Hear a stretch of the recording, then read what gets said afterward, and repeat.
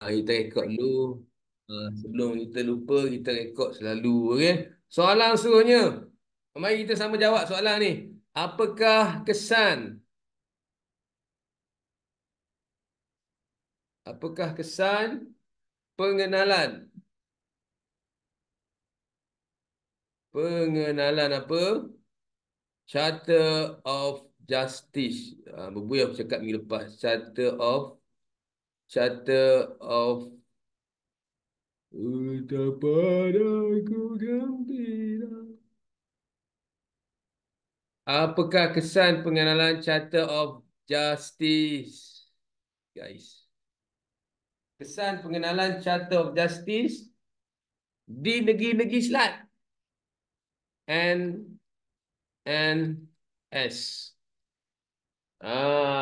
Kesan pengenalan Charter of Justice di negeri-negeri Islam.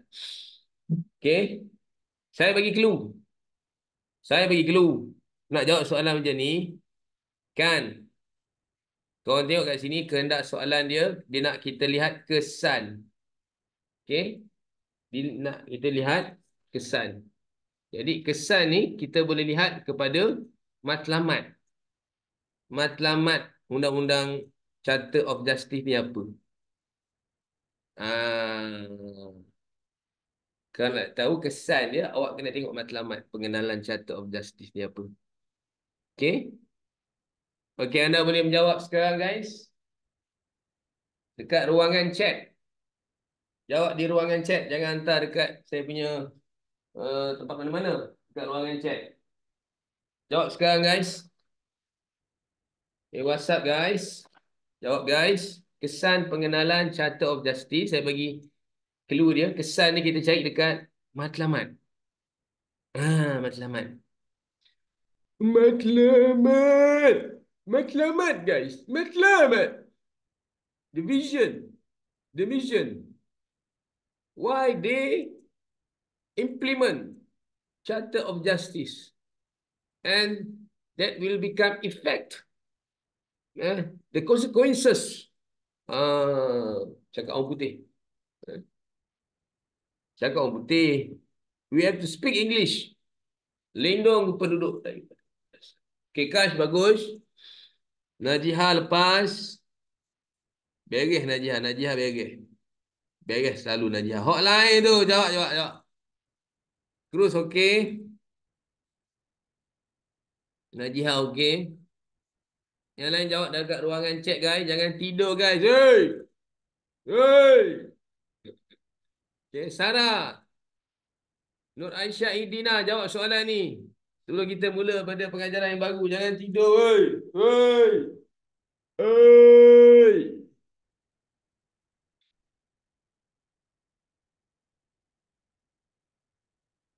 Soalan ni soalan mirip peperiksaan SPM, Nur Mafrisha, kesan pengenalan. Betul. Apa yang Mafrisha cakap tu betul.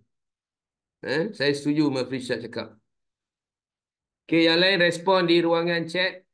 PM tepi saya. Boleh lock jawapan. Boleh lock jawapan, guys. What's up, guys?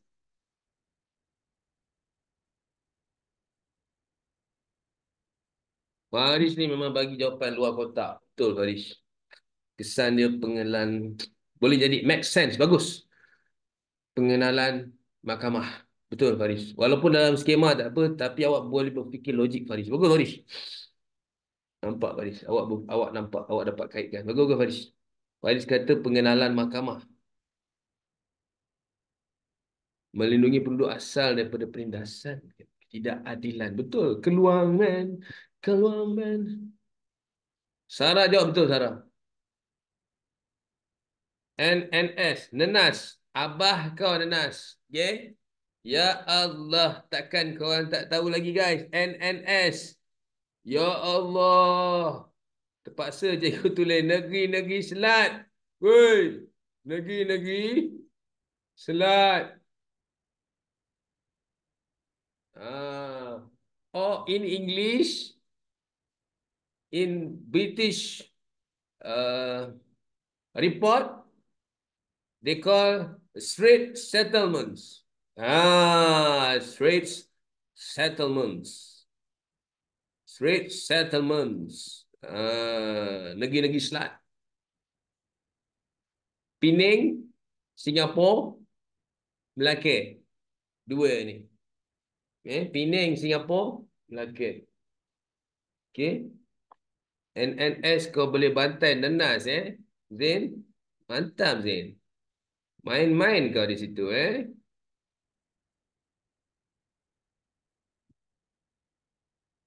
Betapa aku gembira. Boleh guys? Boleh jawab di ruangan chat. Ada kawan-kawan kita dah jawab bagus.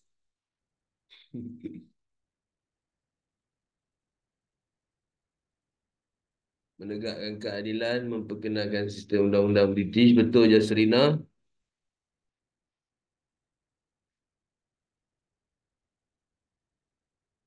Dan Sina jawab untuk menegakkan keadilan dan memperkenalkan sistem undang-undang British. Betul.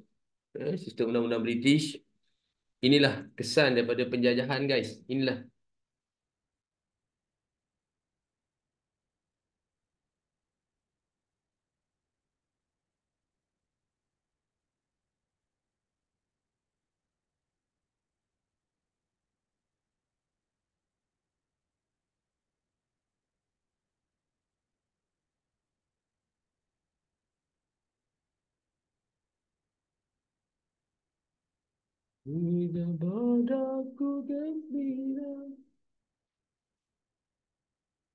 Peningkatan kepercayaan terhadap sistem kehakiman. Oh, bolehlah Aisyah. Awak punya soalan ni, jawapan ni memang kita ada mahkamah, kita ada hakim, rakyat percaya, benci percaya pada hakim lah. Bolehlah Aisyah. Awak punya jawapan ni luar kotak tapi make sense, boleh diterima. Okay. Kalau bukan cikgu option ni memang tak, dia akan turun direct ini. Okay guys. Kesan pengenalan Charter of Justice. Awak kena tahu ini paling basic. Kita ambil dekat matlamat. Ada dekat muka surat 24. Kita ambil kat matlamat pengenalan Charter of Justice ni adalah untuk apa? Untuk melindungi. Kesan dia, kalau untuk ditulis, kita boleh tukar jadi dapat. Sebab soalan tanya kesan, kalau soalan tanya matlamat, kita boleh ambil untuk. Tapi bila soalan tanya kesan, kita gunakan dapat. Sebab dia berjaya lah. Dapat melindungi. Inilah menunjukkan kebaikan British. Dapat melindungi penduduk asal. Penduduk asal daripada penindasan. Baik British dia nak elakkan kita daripada kena tindas dan ketidakadilan. Baiknya British. Baik. Baik kan? Baik ada makna. Okey, penindasan dan ketidakadilan. Okey. Boleh nak? Kawan-kawan lain jawab pasal dapat perkenalan mahkamah. Ini betul.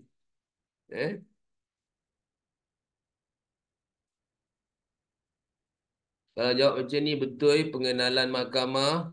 Betul guys. Pengenalan mahkamah. Ada kawan-kawan lain jawab. Kepercayaan kepada sistem kehakiman pun boleh. Boleh diterima. Menegakkan keadilan dan memperkenalkan sistem undang-undang British. Boleh Jasrina menegakkan keadilan dan memperkenalkan sistem undang-undang British. Inilah sebenarnya, betul Jasrina cakap, memperkenalkan sistem undang-undang British. Bila diperkenalkan Charter of Justice ni, Charter of Justice ni adalah sendirinya adalah memperkenalkan sistem undang-undang British. Charter of Justice tu sendiri adalah sistem undang-undang British, guys. Okay. Dan memperkukuhkan pengenalan undang-undang ini, dia kenalkan, dia menyatukan mahkamah. Mewujudkan mahkamah di Penang. Mahkamah di Penang, Charter of Justice 1807, Charter of Justice 2, 1826. Charter of Justice 3, 1855, 1855. Okay, boleh?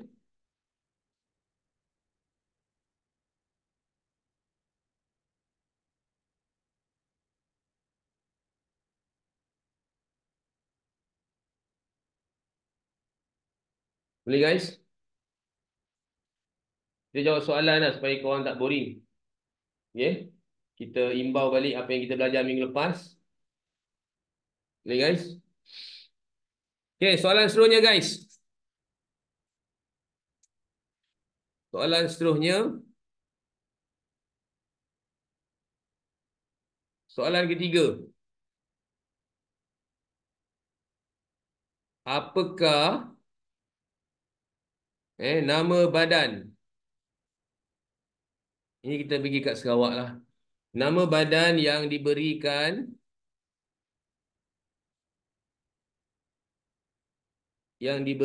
kuasa oleh Perlembagaan Sarawak.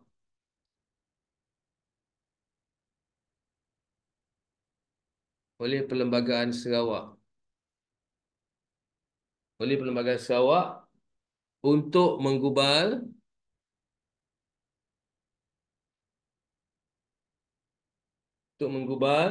undang-undang negeri. Untuk menggubal undang-undang negeri, okay, pada Ogos 1956.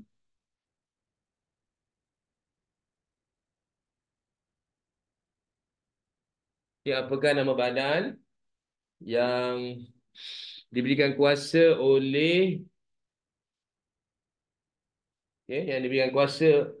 Perlembagaan Sarawak untuk mengubah undang-undang negeri pada Ogos 1956. Apakah nama badan tu guys? Ini soalan yang ketiga. Okay. Apakah nama badan tu guys? Okay. Kuasa kepada badan untuk membuat undang-undang. Itu badan apa tu guys?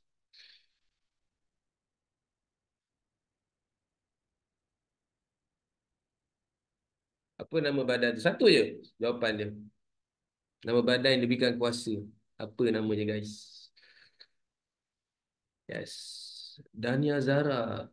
The Sarawak Application of Law Ordinance ni adalah undang-undang guys. Charter dia, bukannya badan. The Sarawak Application of Law Ordinance tu adalah undang-undang Inggeris. Dania.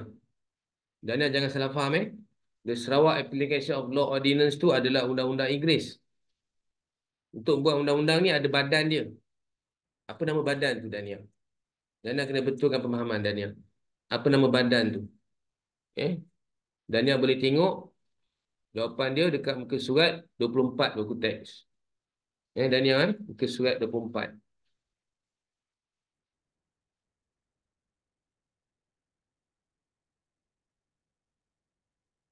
Muka surat 24. Nama badan yang diberikan kuasa oleh Perlembagaan Sarawak. Kawan-kawan lain dah jawab.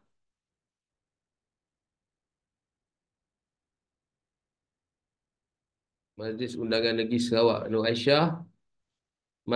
Undangan tu kena potong Aisyah. Peluang main jawab betul. Okay. Terus jawab betul.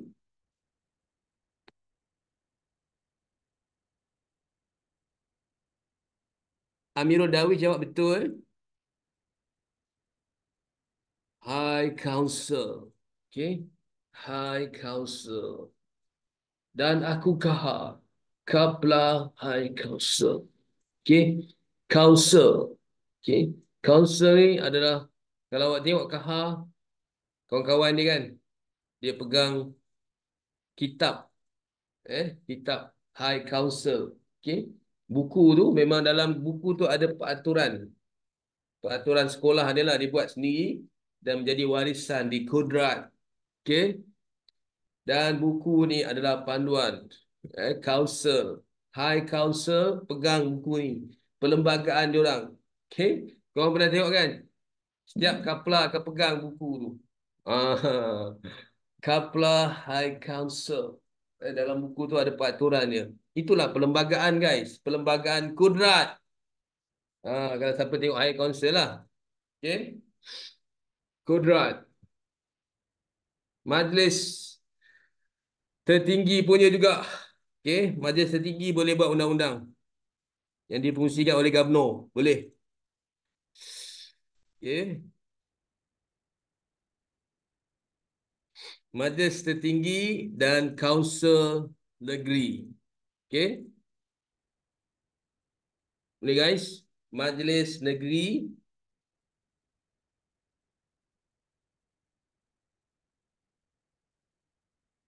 sama maksud dengan Kaunsil Negeri.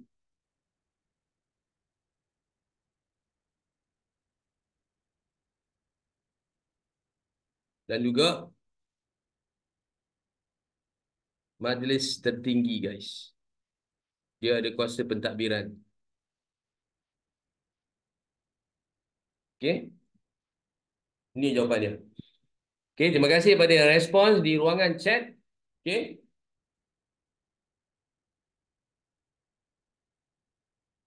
Okey guys, kita pergi soalan seterusnya. Soalan yang keempat. Nama badan yang diberikan kuasa oleh Perlembagaan Sarawak untuk menggubal Undang-Undang Negeri pada Ogos 1956 ialah Kaunsil Negeri atau Majlis Negeri. Majlis tertinggi ada kuasa pentadbiran. Okey. Kita pergi soalan seterusnya. Soalan yang keempat. Sebelum kita masuk ke dalam subtopik seterusnya. Okey.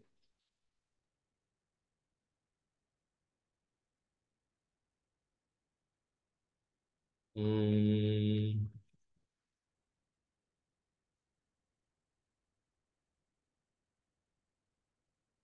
Okey, kita buat ni guys. Sub. Okey. Kita ada Majlis Negeri. No? Dah dengar tak Majlis Negeri? Kita ada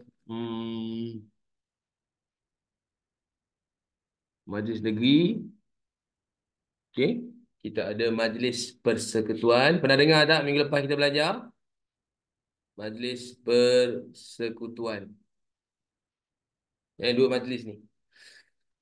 Okey. Apakah persamaan majlis tersebut? Okey. Soalan dia, apakah persamaan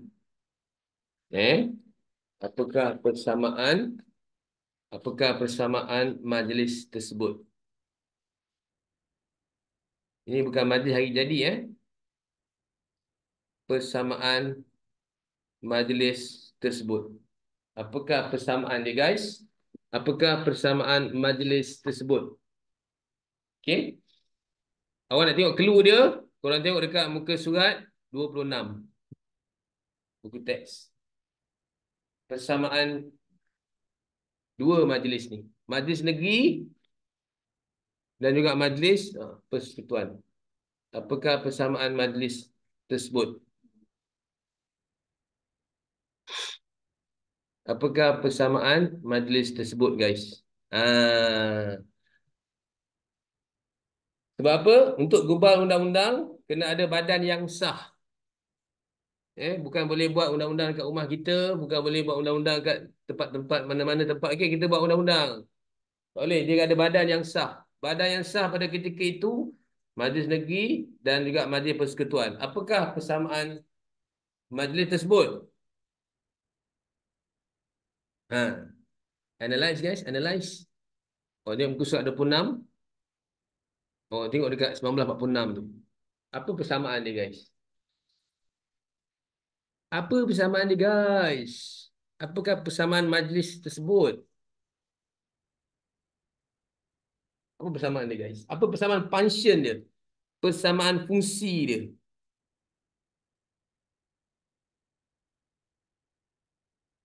Persamaan fungsi dia guys. Kita zoom sikit.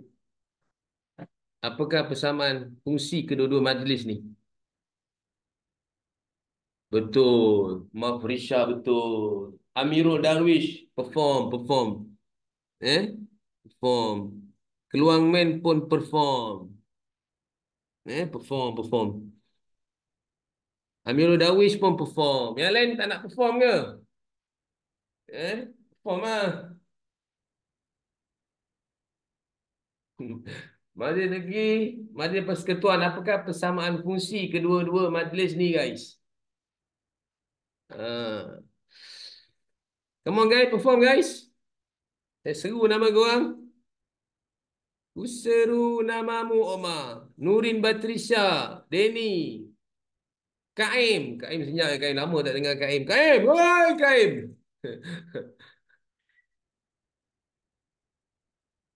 Memilih wakil Dania, cek balik Dania. Memilih wakil saya fikir balik. Masa ni kita tak ada pilihan raya lagi ni. Depa Kita belum buat pilihan raya lagi Dania. Kita tak buat pilihan raya lagi. Pilihan raya belum buat lagi. Kita benda ni buat tahun 1946. Pilihan raya kalau puan ingat 1955. Cek balik-balik Dania. Pilihan raya kalau pilih wakil ni dia tahun 1955. 1955. Ha? Dania.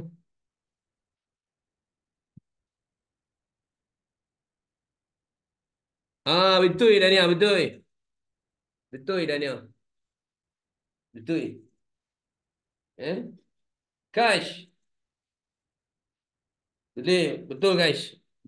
Model Westminster. Model Westminster ni Cruz 1957. Bila kita setting Suruhanjaya Perlembagaan. Cruz dah pergi depan tak? Kita kat 1946 ni Cruz. Soalan ni dia punya background dia 1946. Ada kawan-kawan kita dah jawab betul lah. Na, na, Najah kena tambah sikit Najah. Undang-undang tu apa? Kita kena buat apa undang-undang tu? Kita kena gubal Najah. Najah Insyirah. Persamaan kedua-dua badan khas ni adalah untuk apa guys? Untuk menggubal undang-undang. Persamaan dia adalah function dia pergi fungsi kedua badan ni adalah menggubal undang-undang. Kalau kita tengok kat situ Majlis Negeri ni dia gubal undang-undang di negeri Melayu tidak bersekutu. Majlis Negeri gubal undang-undang di negeri-negeri Melayu tak bersekutu. Okey. Masa ni dia macam parlimen lah. Dia ada persidangan. Ada wakil Raja-Raja Melayu, ada wakil orang Melayu, ada wakil orang Cina, ada wakil orang India, ada wakil orang Eropah, ada wakil orang Serani. Okey. Majlis Persekutuan ni pula sebuah badan khas untuk gubal undang-undang di negeri-negeri Melayu bersekutu. Gubal undang-undang negeri-negeri Melayu bersekutu. Itu dia guys. Ada satu lagi badan undang-undang tu, Majlis Undangan Negeri. Majlis Undangan Negeri. Guys, Majlis Undangan Negeri ni pula dia gubal undang-undang untuk negeri-negeri Selat. Gubal undang-undang untuk negeri-negeri Selat. NNS. Bukan nenas Zain. Gubal undang-undang negeri-negeri Selat. Pening, Singapura dan Melaka. Okey. Boleh no? Relaku menunggu 1000 tahun lagi.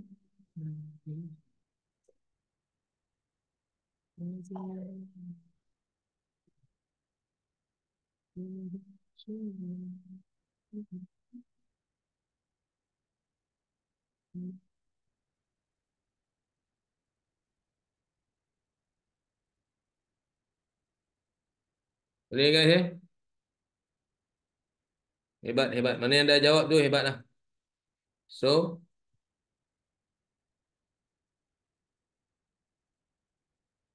okay, kita dah.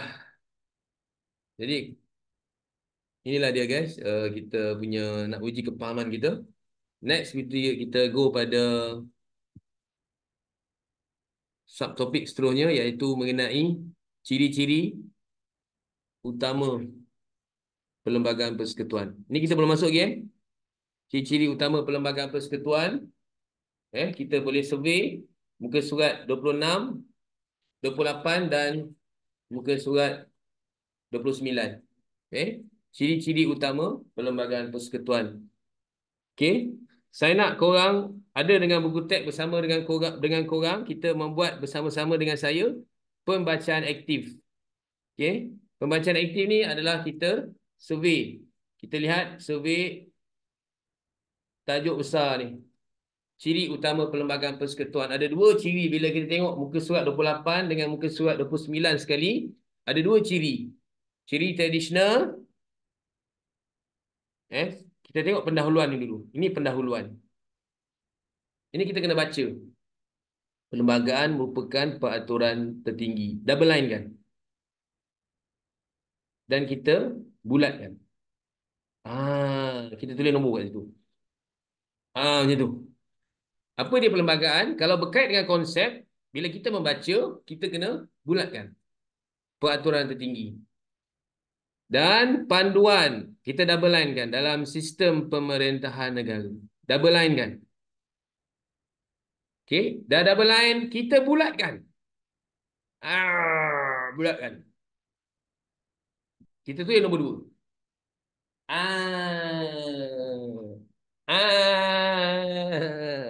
Cakap pasal perlembagaan, ini konsep. Dua benda ni kita kena pegang. Peraturan tertinggi, panduan dalam sistem pemerintahan negara. Dapat tu?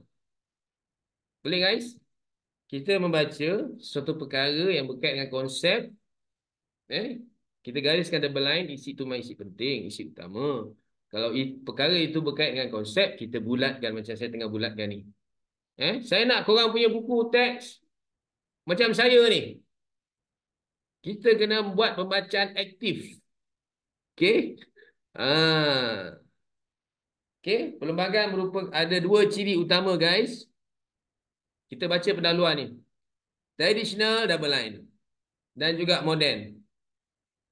Kenapa diperlukan perlembagaan ni guys? Kenapa perlembagaan ni kita perlu guys? Ada ciri tradisional, ada ciri moden. Diperlukan bagi kestabilan serta kemajuan negara. Okey? Nampak ni guys? Nampak tak kat sini guys? Daripada statement ni sebenarnya dia akan menjadikan soalan. Soalan kita baca aktif macam mana pun kita akan menghadap exam juga. Kita akan menghadap exam juga. Sebab tu saya akan daripada statement ni kita baca ni, saya yang selalu buat soalan ni, daripada situ soalan boleh tanya. Soalan tanya apa dia? Soalan boleh tanya, mengapa perlembagaan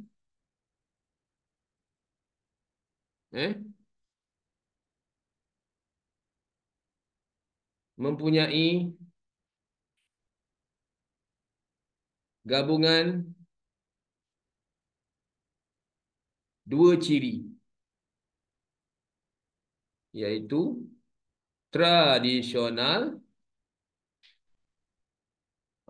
dan moden. Saya akan sambil kita membaca tu, saya akan memberitahu ruang-ruang di mana soalan boleh terbina. Di mana soalan boleh dibina, soalan boleh ditanyakan.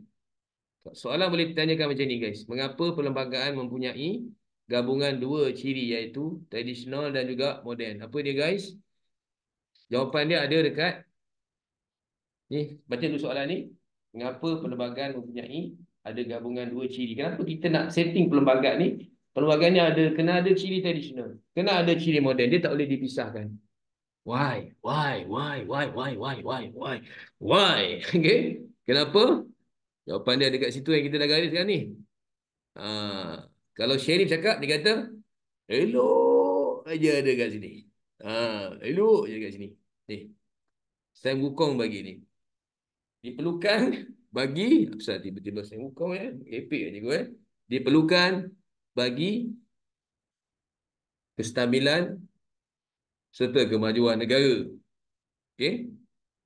Diperlukan bagi kestabilan dan kemajuan negara. Untuk kestabilan dan kemajuan negara. Itu jawapannya. Senang ke? Untuk kestabilan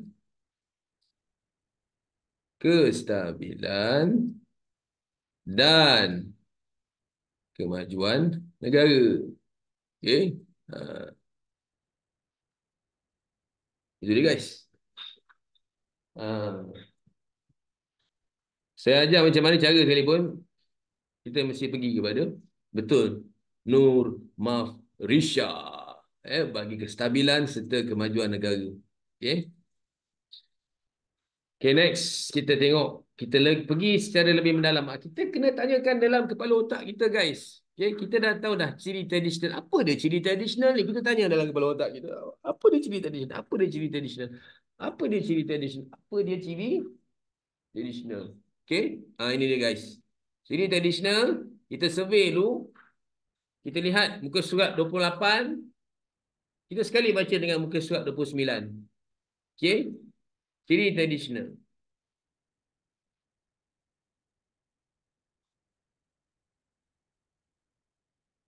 Kita double line kan. Ada 3 ciri, ada 4 ciri tradisional. Kita baca 4-4 dulu. Kita gariskan double line. Kesultanan atau pemerintahan beraja. Ini namanya kita survey. Kesultanan atau pemerintahan beraja. Oh, kita tahu. Kesultanan pemerintahan beraja. Dah lama dah kita buat.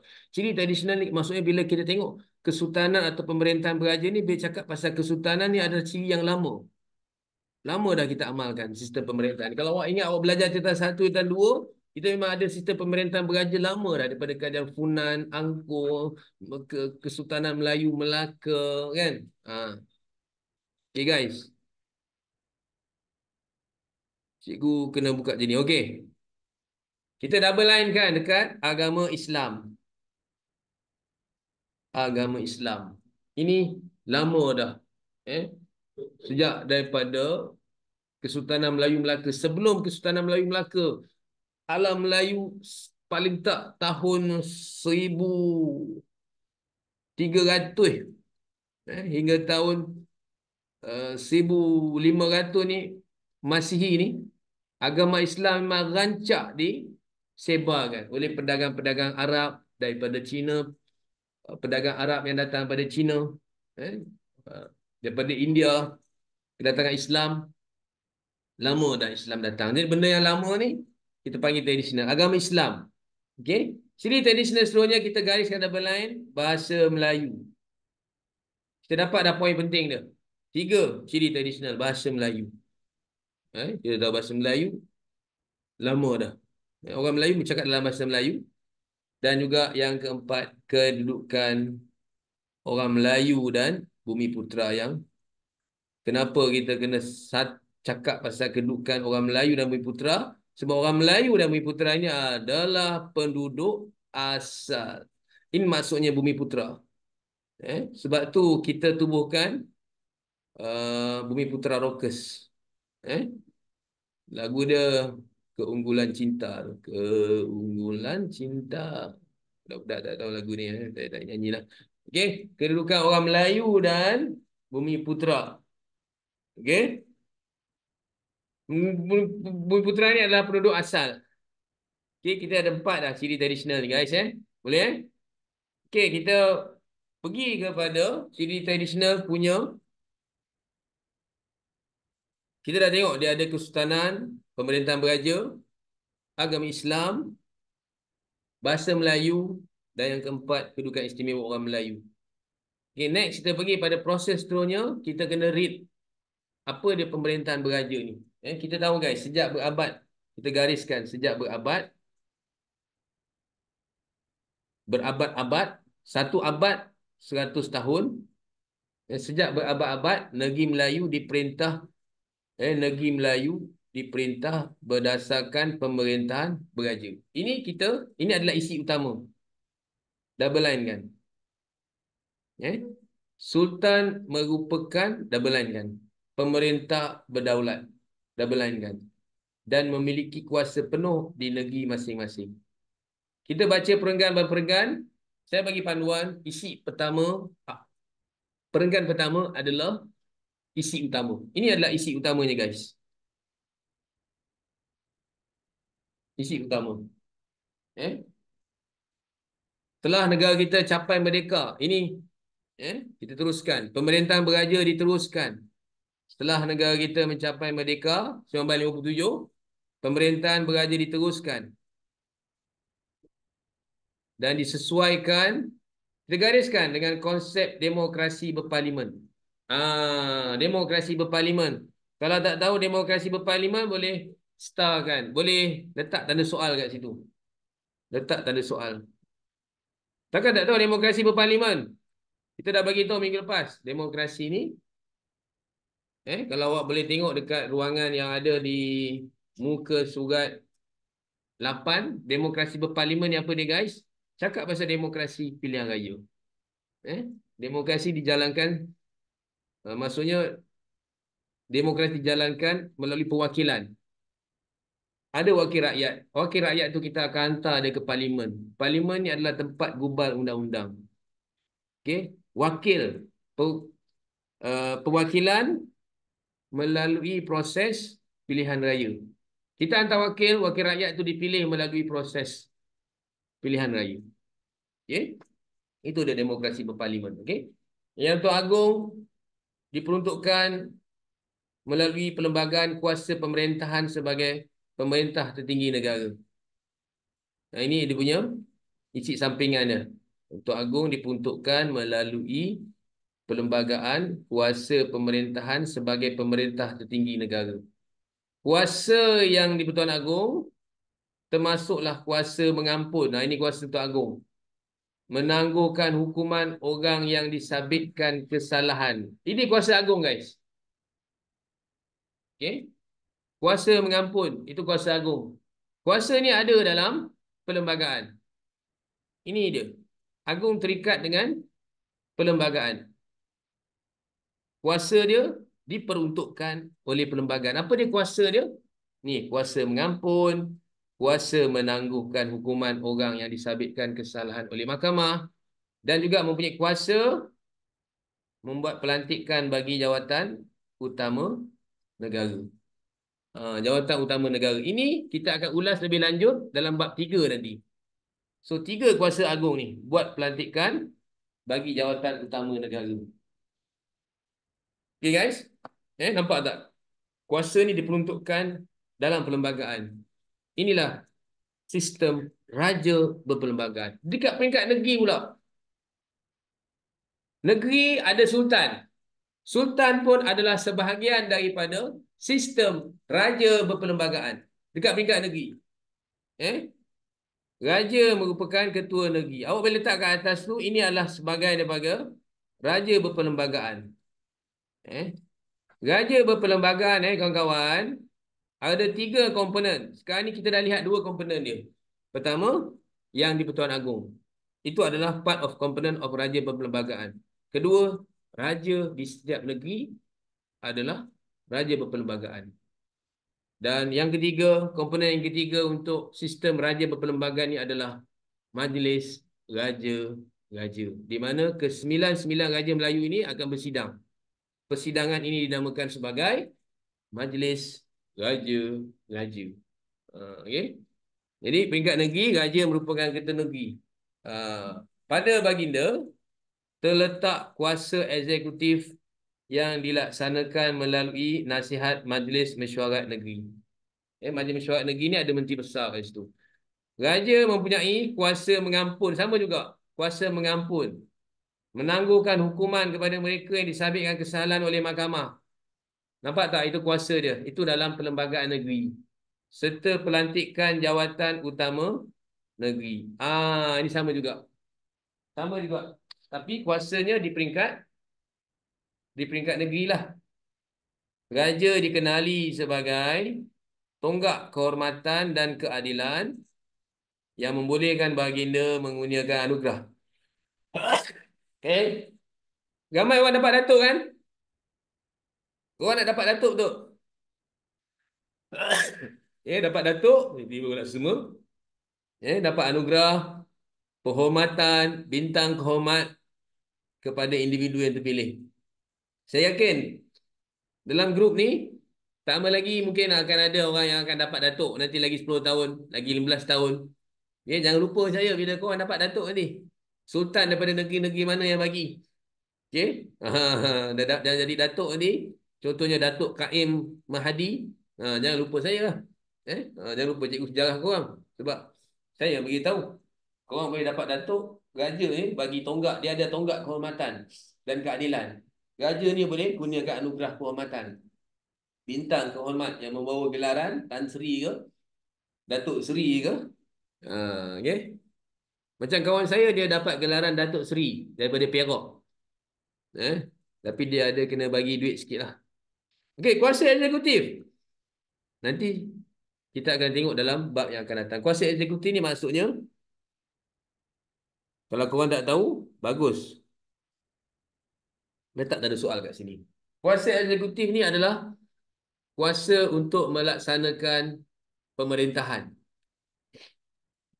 Kuasa untuk melaksanakan pemerintahan. Okay. Kuasa eksekutif. Eksekutif. Okay. Kuasa eksekutif ni kuasa untuk melaksanakan pemerintahan. Okay. Kalau awak tengok, ini kita akan lihat dalam bab yang akan datang, dalam bab 3. Kita ada kuasa eksekutif. Okay. Kalau agung tu, kuasa eksekutif dia untuk lantik Perdana Menteri. Lantik PM.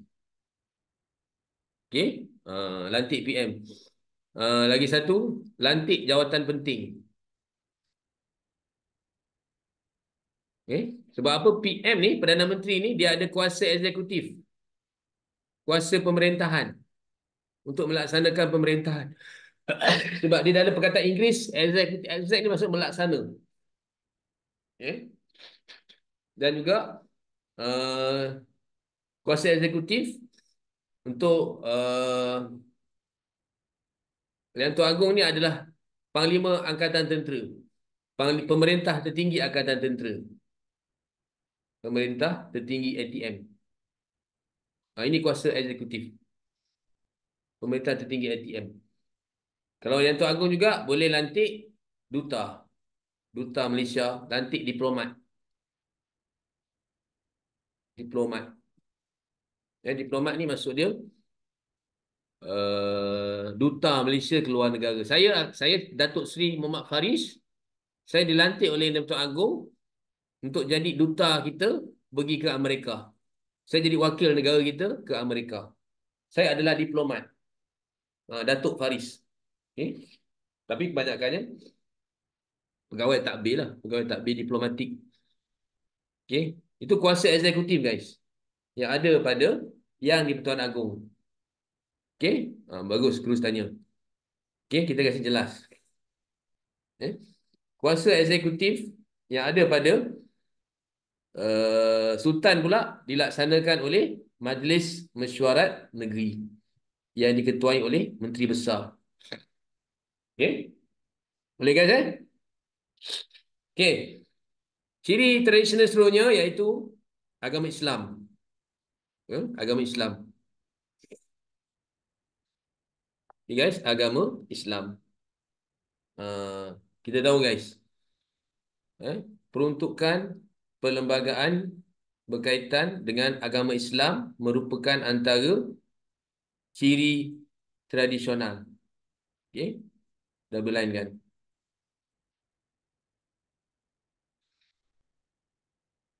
Dia bagi perbandingan guys. Pada zaman British, pada zaman British, raja-raja di negeri Melayu tidak perlu menerima nasihat daripada penasihat British berkaitan dengan hak dan kedaulatan raja, adat istiadat orang Melayu dan agama Islam. Maksudnya British jaga kat sini kan. Pada zaman British, raja di negeri Melayu tidak perlu menerima nasihat daripada penasihat British atau resident berkaitan dengan hak dan kedaulatan raja, adat istiadat orang Melayu dan juga berkenaan dengan agama Islam. British tak kacau. British tak kacau. Jadi Sultan masih ada kuasa untuk mengendalikan urusan yang berkaitan dengan agama Islam menerusi majlis agama negeri masing-masing. Dia bandingkan pada zaman British dan juga selepas merdeka, apa jadi dengan agama Islam selepas merdeka, guys? Agama Islam bagi negeri Melayu terletak di bawah kuasa raja di negeri masing-masing. Ada majlis agama Islam, ada majlis adat istiadat Melayu dan juga agama masing-masing. Agama Islam lah bagi negeri masing-masing. Selepas merdeka, agama Islam bagi negeri Melayu terletak bawah kuasa raja di negeri masing-masing. Untuk wilayah persekutuan pula atau negeri yang tak ada raja macam mana, guys? Perkara ini terletak di bawah Yang di-Pertuan Agong. Agama Islam dijaga oleh Yang di-Pertuan Agong bagi negeri Pening, Melaka, Sarawak, Sabah. Dan negeri yang tak ada raja ni, agama Islamnya dijaga oleh di bawah tanggungjawab Yang di-Pertuan Agong. Okay, guys, ini dia ciri tradisional agama Islam. Okay, berkait dengan seterusnya bahasa Melayu. Ini yang paling legend sekali, guys. Bahasa Melayu sejak zaman Kesultanan Melayu Melaka, bahasa Melayu digunakan dalam pemerintahan. Bahasa Melayu kita tak dapat tulis, tak dapat pisahkan dengan tulisan Jawi. Okay. Okay. Digunakan dalam pemerintahan. Kalau tengok surat-surat menyurat raja-raja dulu pun, kalau dia utus surat dekat British pun, tulis dalam tulisan Jawi. Okay. Bahasa Melayu menjadi lingua franca. Lingua franca ni bahasa yang dipertuturkan oleh ramai orang. Orang guna bahasa ni sebagai perhubungan. Orang daripada China cakap bahasa Melayu, orang daripada Eropah cakap bahasa Melayu di Pelabuhan Melaka. Okay. Orang daripada India pun cakap guna bahasa Melayu. Bahasa yang digunakan sebagai pertuturan oleh semua orang. Lingua franca. Dan memainkan peranan bahasa Melayu sebagai bahasa ilmu. Dan now, bahasa Melayu menjadi bahasa kebangsaan dan bahasa rasmi di negara kita. Ada akta yang berkait dengan bahasa kebangsaan dalam Perkara 152 dalam Perlembagaan Persekutuan. Bahasa kebangsaan ialah bahasa Melayu. Perkara 152. Perkara dalam Perlembagaan Persekutuan. Dan ciri tradisional seterusnya, ada yang tak faham tak kat sini? Kalau tak faham, masa kita gariskan, kita baca tu, kita letak tanda soal. Contohnya orang tak faham lingua franca tu apa.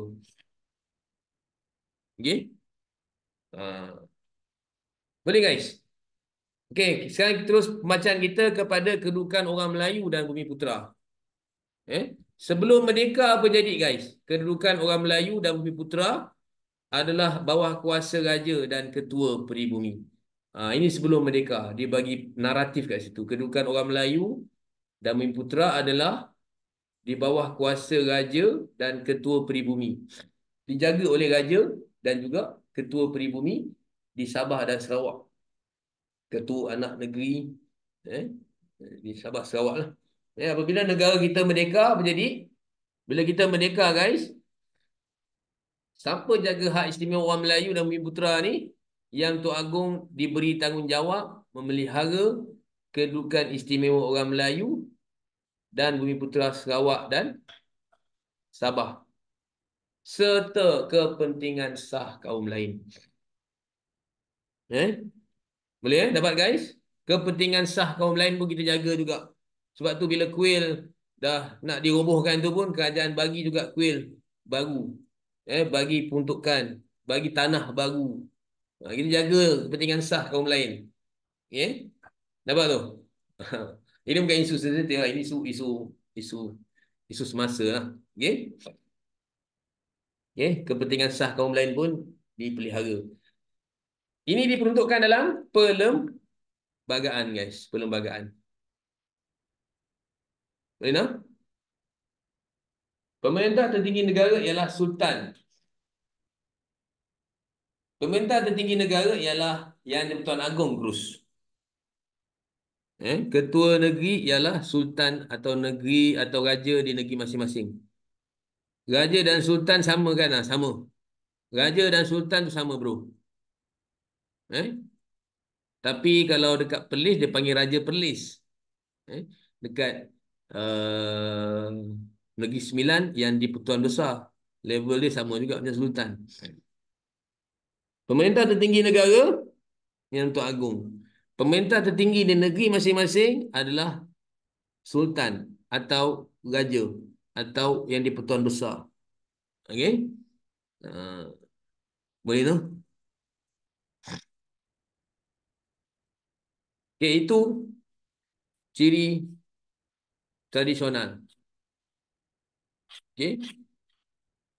Kalau korang nak buat nota, boleh buat nota peta dakap macam ni. Ni sekarang dah tahun 2025, guys. Nak buat nota, saya dah ajar nota sistem Cornell.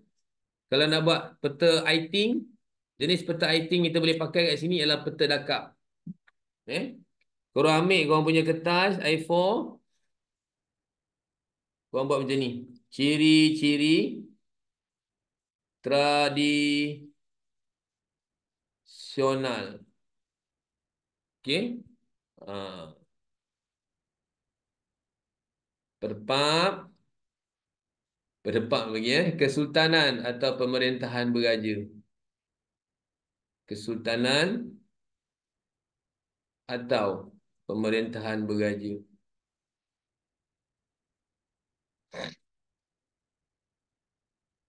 Okey. Lepas tu korang listkan paling tak 3 poin kat situ.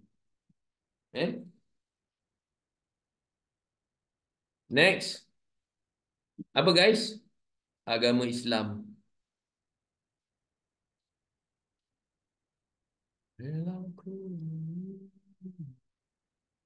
Okey. Listkan 3 poin.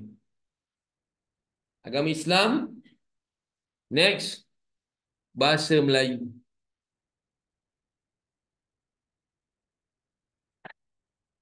Bahasa Melayu. Okey, bahasa Melayu. Dan juga last sekali, kedudukan istimewa orang Melayu.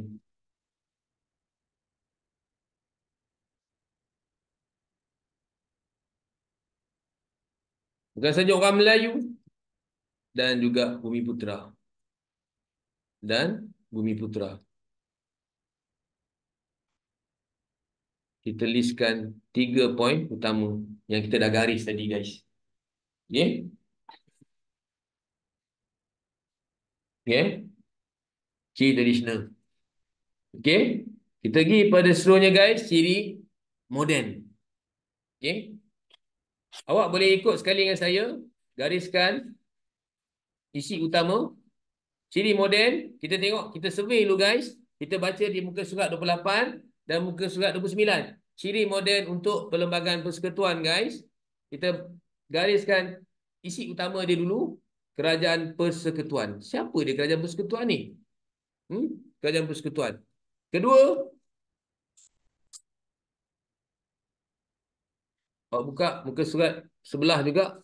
Kita baca kedua-dua muka surat sekali, guys. Sistem demokrasi berparlimen.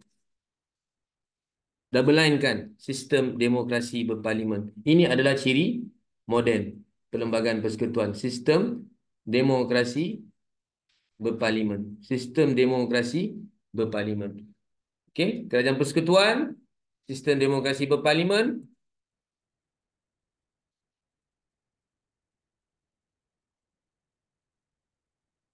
Dan yang ketiga apa dia, guys?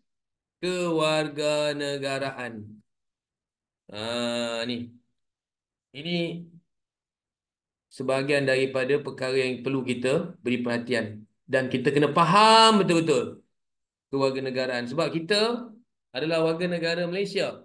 Kita kena faham aspek ni guys. Sebab dia berkait dengan tingkatan 4 yang kita belajar. Apa dia kewarganegaraan yang kita amalkan? Okey? Kita tengok guys. Kita baca perenggan beberapa perenggan. Apa dia kerajaan persekutuan ni? Okey? Kita lihat perkara utama yang disebut dalam perlembagaan persekutuan termasuklah mewujudkan satu sistem kerajaan persekutuan. Okey? Kita double line kan. Perkara utama yang disebut dalam perlembagaan persekutuan yang kita buat tahun 1957 tu guys. Termasuklah mewujudkan satu sistem kerajaan persekutuan. Satu sistem kerajaan persekutuan yang kukuh. Okay? Dalam laporan Suruhanjaya Perlembagaan, jangan bela guys. Laporan Suruhanjaya Perlembagaan ni adalah laporan yang dibuat untuk menggubal perlembagaan kita yang dibuat pada 1956. Sebelum kita merdeka, ditubuhkan Suruhanjaya Perlembagaan. Dan Suruhanjaya Perlembagaan ni buat satu laporan. Lepas dia buat kerja bincang, susun, rangka, laporan Suruhanjaya Perlembagaan ni menyarankan kerajaan persekutuan dan kerajaan negeri diberikan kuasa dalam bidang tertentu. Kerajaan persekutuan dan kerajaan negeri diberikan kuasa dalam bidang tertentu. Apabila Malaysia dibentuk, Sarawak dan Sabah diberikan beberapa autonomi. Tak faham autonomi, letak tanda soal. Autonomi ni maksud dia keistimewaan. Kalau berkait dengan Sarawak dan Sabah ni, saya bagi contoh, pendidikan Sarawak dibenarkan untuk handle pendidikan dia sendiri. Jadi baru-baru ni kawan saya kat Sarawak, untuk Darjah 6 kan, Darjah 6 tak ada UPSR, tapi Sarawak buat satu penilaian khas untuk Darjah 6 ni. Dia buat macam UPSR. Itu autonomi pendidikan dekat Sarawak. Sabah juga, Sarawak juga ada diberikan kuasa untuk handle immigration dia sendiri. Diberikan kuasa autonomi. Autonomi ni keistimewaan dan kelonggaran. Diorang ada kuasa diorang sendiri untuk handle. Jadi kerajaan persekutuan bagi kelonggaran untuk diorang handle. Kerajaan persekutuan ni apa dia guys? Awak ingat Perdana Menteri? Ingat yang di-Pertuan Agong? Inilah dia kerajaan persekutuan guys.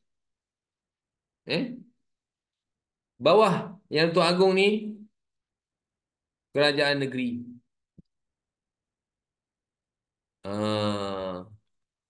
Dia kata dalam perlembagaan persekutuan kena ada satu sistem kerajaan persekutuan yang kuat. Kerajaan persekutuan ni ada kuasa yang besar. Lebih besar daripada kerajaan negeri. Sebab apa? Yang nak luluskan bajet, nak bagi duit apa semua, kerajaan persekutuan. Yang luluskan peruntukan, contohnya sekarang banjir dekat Johor, nak bagi duit untuk buat projek tempatan banjir, yang nak bagi duit RM150 kat korang tu adalah kerajaan persekutuan. Kerana bawah Perdana Menteri ada jemaah menteri dia. Iaitu, saya bagi contoh Menteri Pendidikan. Ini dia guys. Ini ciri moden. Sebab tak ada dulu tak ada cakap pasal kerajaan persekutuan. Sebelum merdeka. Now masa nak merdeka, baru kita buat satu sistem yang namakan sistem persekutuan. Yang di mana kerajaan persekutuan kena ada kuasa yang kuat, kuasa yang kukuh untuk handle semua yang ada dalam yang bergabung dengan diorang. Persekutuan ni maksud dia apa? Persekutuan ni maksudnya kita gabungkan semua negeri-negeri yang ada. Gabung. Membentuk sistem persekutuan. Sekarang ni Malaysia ni adalah persekutuan Malaysia. Kita gabungkan semua negeri dalam Malaysia. Gabung. Itu namanya persekutuan. 14 melintang jalurnya, semua negeri dalam Malaysia. Itulah maksudnya persekutuan. Lagu yang kita buat nyanyi tu. Satu suara, satu semangat, itu sumpah warga berdaulat. Jalur gemilang di bawah naunganmu. Jalur gemilang kami semua bersatu. Itulah prinsip persekutuan. Perpaduan, ketaatan, amalan murni rakyat Malaysia. Kira di persekutuannya, you faham kat situ? Ya, gabung. Persekutuan Malaysia. Okay? Tergabung Sarawak dan Sabah. Ya. Malairen, Chinaren, Indiaren, Wamentusa, Ichiaren. Okay? Kita adalah satu keluarga, guys. Okay, next. Cakap pasal apa, guys? Sistem demokrasi berparlimen. Apa dia sistem demokrasi berparlimen? Kita dah tengok. Kita cakap pasal demokrasi, pilihan raya. Parlimen, kena ada wakil. Perwakilan. Okay? Nak hampa faham, sebut pasal demokrasi, ingat pilihan raya. Eh? Sampai korang tua nanti pun, sampai korang beli ngundi nanti pun, dah tak belajar sejarah dengan aku pun, ingat demokrasi, ingat pilihan raya. Awak ni ganggu ni. Ya nah.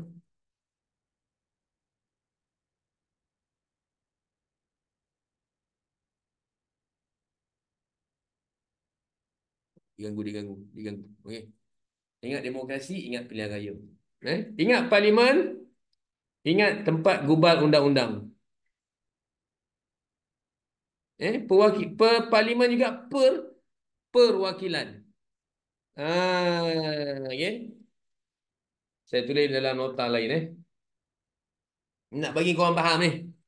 Daripada trik, daripada perkataan Tusdi kita boleh faham. Ingat ni. Saya dah jumpa. Sekarang kadang benda ni dijumpa masa kita mengajar. Dan kita baca suka-suka tak jumpa. Demokrasi berparlimen. Ingat demokrasi. Ingat apa? Pilihan raya. Jangan boleh ingat. Simple. Pilihan raya ni kita undi no. Undi wakil calon. Cari calon. Calon bukan calon suami. Calon pemimpin. Nak tubuh kerajaan. Ingat demokrasi, ingat parlimen. Ingat pilihan raya. Parlimen ni tempat apa? Tempat gubat undang-undang. Kalau sebelum kita merdeka, kita ada majlis negeri, kita ada majlis persekutuan, yang gubat undang-undang di majlis di negeri-negeri Melayu bersekutu dan negeri-negeri Melayu tak bersekutu, itu badan khas. Now, bila kita merdeka, kita ada badan khas untuk gubat undang-undang. Inilah dia, parlimen. Okay? Parlimen per ni perwakilan. Kita kena ada wakil rakyat kita, kawan-kawan. Kena ada wakil rakyat. Per ni perwakilan. Kena ada wakil. Cakap pasal pilihan raya, cakap demokrasi adalah pilihan raya. Kalau dalam istilah yang kita tengok dalam muka surat 8 tu, perwakilan melalui proses pilihan raya. Perwakilan melalui proses pilihan raya. Kita nak pilih wakil ni melalui proses pilihan raya lah. Wakil rakyat. Atau bila dah jadi, kita akan jadi YB Syed Saddiq. YB Syed Saddiq. YB Syed Saddiq dulu dia bela rakyat, sekarang dia bela Astilah. Ikut kalau siapa kenal YB Syed Saddiq, ramai yang dia doakan dia dapat ada jodoh lah dengan bela Astilah. Boleh dah. YB Syed Saddiq, perwakilan wakil rakyat bagi parlimen MUA. Ingat demokrasi, ingat pilihan raya. Ingat parlimen perwakilan. Perwakilan melalui proses pilihan raya. Parlimen tempat apa? Tempat gubat undang-undang. Tempat luluskan bajet. Bukan saja gubat undang-undang, luluskan bajet. Tempat untuk pinda perlembagaan. Dekat parlimen. Pinda perlembagaan. Nanti kita akan belajar dalam bab ni juga. Pinda perlembagaan. Pinda ni maksud kita ubah. Faham tak? Okay, kita tengok sikit lagi. Lepas ni lagi saya akan share link kehadiran lah. Saya tahu korang nak minta saya share link kehadiran ni. Kan? Okay. Kita dah faham benda tu. Tak ada masalah bila kita nak membaca. Perenggan by berperenggan. Okay, perlembagaan persekutuan. Ini dia. Perlembagaan persekutuan ni adalah, apa dia perlembagaan persekutuan guys? Saya tanya balik. Perlembagaan persekutuan ni apa dia guys? Peraturan tertinggi, undang-undang tertinggi. Perlembagaan persekutuan ni apa dia? Panduan. Panduan dalam pemerintahan negara. Okey, perlembagaan persekutuan membentukkan sistem demokrasi. Double line kan? Ini penting. Ini isi utama. Sistem demokrasi di Malaysia. Asas kepada demokrasi ialah, kita tahu, pilihan raya. Kalau malah nak gariskan, awak boleh startkan pilihan raya. Pilihan raya umum pada tahun 1955. Ini pilihan raya kita yang paling basic sekali. Pilihan raya pertama kita. Pilihan raya dinamakan sebagai pilihan raya Majlis Perundangan Persekutuan. Pilihan raya yang pertama. Yang dimenangi oleh parti apa yang menang? Parti Perikatan guys. Okay. Tujuan utama pilihan raya ni dia guys. Untuk apa? Memberi kebebasan kepada rakyat memilih wakil pemimpin. Memilih wakil pemimpin.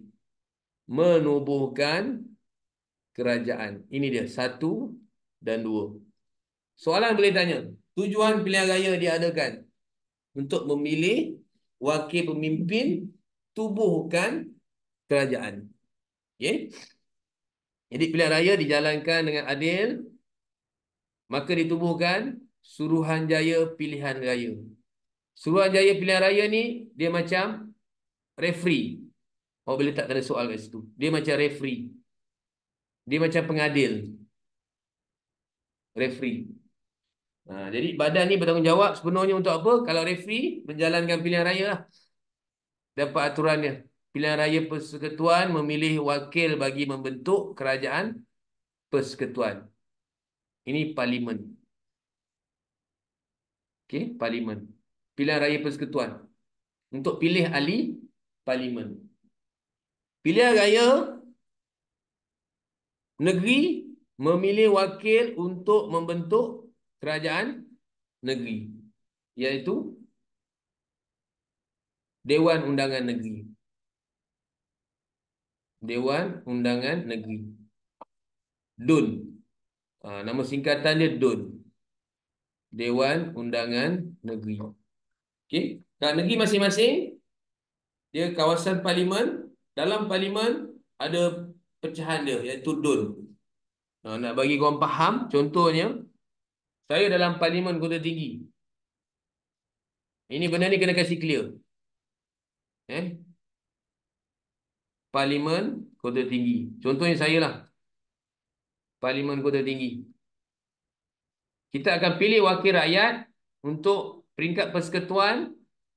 Parlimen Kota Tinggi. Ini peringkat persekutuan. Yang menang dalam ni akan menjadi wakil bagi ahli bagi kawasan Kota Tinggi. Bawah Kota Tinggi ini ada 3 DUN. Ada 3 DUN. DUN Sedeli,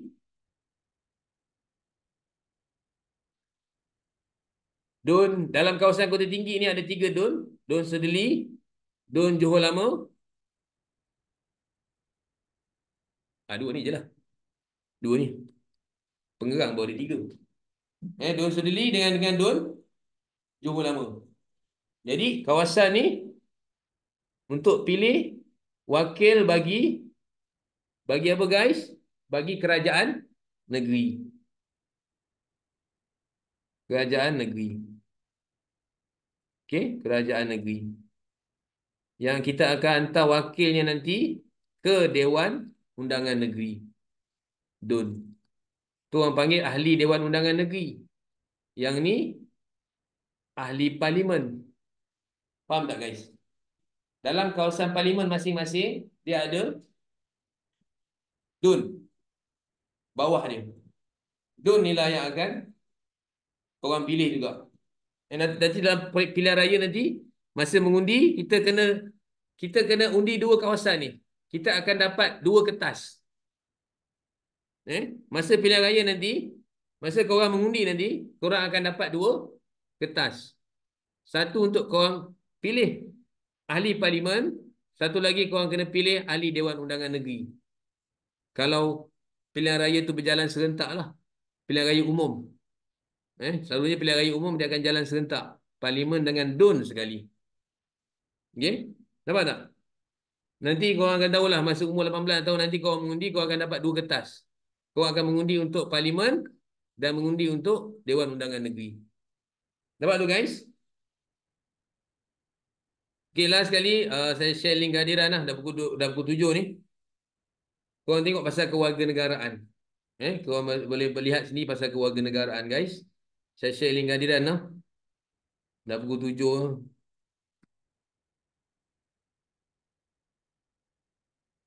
Dah nak raya lagi pun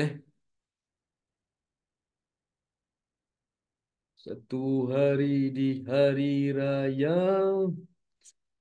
Hmm. Faham guys yang saya cakap tadi? Kalau mengundi nanti kita kena undi 2 tempat. 2 kawasan. Parlimen dan juga DUN. Macam saya, lah saya akan undi, saya akan Parlimen Kota Tinggi dan juga DUN Sedeli contohnya. Saya akan dapat 2 kertas untuk undi Parlimen dan juga untuk DUN Sedeli, kawasan saya, tempat saya duduk, tempat kita tinggal. Korang kena jelas benda ni guys. Sebab korang nak hidup lama. Korang yang akan memilih pemimpin nanti.